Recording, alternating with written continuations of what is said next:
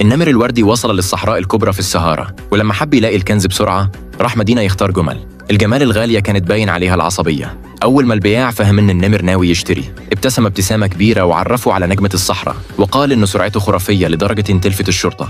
النمر اتبسط، بس أول ما طلع عملة واحدة بس ابتسامة البياع راحت، وقدم له جمل رخيص وبسيط باين إن محدش كان عايزه من زمان. لأنه فرح وفضل ماسك في النمر ويبوسه. النمر اضطر ياخده معاه، وبما إن الجمل أكل أكله بقى لازم يشتغل. النمر جهز شنطة كبيرة جدا وحطها على ظهر الجمل بالونش. أول ما الجمل شاف حجمها جري واختفى. بعد ما جابه تاني هرب ودخل أوتيل ولبس لبس محلي يتخفى، لكن طوله فضحه ورجع يشيل الشنطة. وزن النمر فوق الشنطة غطاسه في الأرض، فالنمر شال الشنطة بنفسه وكمان شال الجمل فوقها. تحت الشمس المولعة النمر عطش، ولما راح يشرب لقى الجمل شرب المية كلها.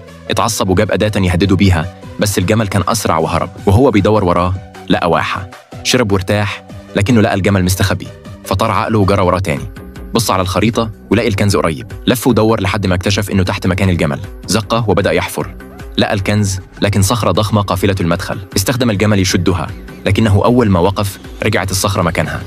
النمر استخدم ديناميت ولع الفتيل وجري، لكن الجمل افتكرها لعبة وفضل يرجع له القنبلة.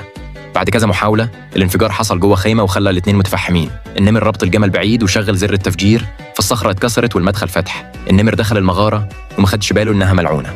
أول ما خد جوهرة وخرج جسمه بدأ يتغير، مرة فار، مرة سحلية، مرة أسد. الجمل اتخض وجري، شكل الطمع كان تمنه غالي.